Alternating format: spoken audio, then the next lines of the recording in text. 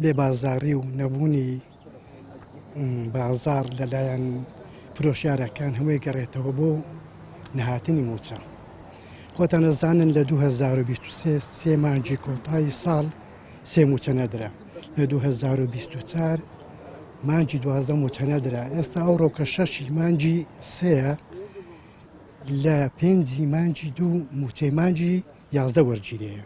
ئەگەر موچە نەبی ئەو خەڵکە پشتی بە دەرەجەیەک بە موچە بەستیان. ڕێژەی فەرمانبەر و پێشمەرگەی خانەنشین و فەرمانبەری حکومی بەڕاستی هەموویان موچەخۆری حکوومەتن بێ موچێوا کە دێ بازاڕیش سز ببی و بێ بازاری ڕووی لە هەموو شتێکی کردی. نەبوونی ئەو حاشە ئەو ڕاتبە هات و نایە و دێ و نایە بازارەکە زۆر زەعیفە. ئێستا من بوون دوکانی موبایلم هەیە، کارتی موبایلم هەیە، یعنی کابرا دێ داوای کارتێکا کە پارەی پێ نییە، کارتی موبایلی بەقەر دەبا، داوای موبایل بەقەر دەبا، بەڵام ئەیدەیە دەستە بەستێ نایدەیە لێت عەزەبی، یعنی خەڵکی خەلیفانش هەمووی حەشار هەمووی خۆ هەمووی خەڵکی خۆی و خەڵکی یعنی هەم خەڵکی یەک منتیقەیە نازانین، یعنی بازارەکە زۆر زۆر زەعیفە، یعنی بێوەزیە، یعنی دەوەرە ئێستا ئەو هەموو شتێ بینی پارە نییە. ئەگە پارە بی هەمووش ئەزولێ نییە، بەس چیا پارە نییە، یعنی کارەبا نییە، نەفت نییە، عالەم هەموو فەقیرە.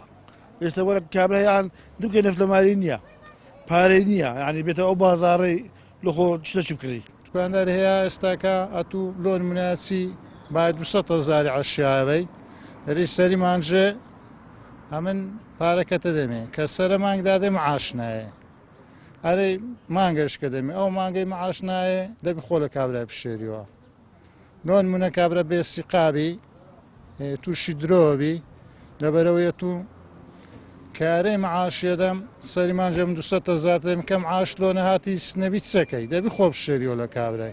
کابرا هەیە ئێستا کرێچیە، کابرا هەیە معاش چاوەڕێ و معاشەیەەکە، معاش بەخۆ بینی کووە وەزعکە کووە نییە، یعنی وەک پێویست نییە کاکە، ئەو خەرکە پێداویستی زۆرە دەگەی، یعنی تو هێوارە بچێ مارێ خۆت نییە زۆر نەقستانی تێهانا ناو مار و منداری خۆت پێت خۆشە سەر سفرەی بەدرێت و بیانی لە هەموو تامەشی زۆر شتێ ڕان کابرا هەیە لەو بازارەی زۆر ئارەزووی زۆر شتێک هاتن وەچی برێن کاکە مریشک بوویتە وەچی بنیشتەشی زەماناو نییە پۆخ بووە دەگەیشتی عەزی لە گۆشتی حەیوان نییە پێی ناکرێ دەگەیشتی چیلۆی گۆشتی ڕان هەروو هیچ چێرێ لە 12 سێزەی کەمتر نییە.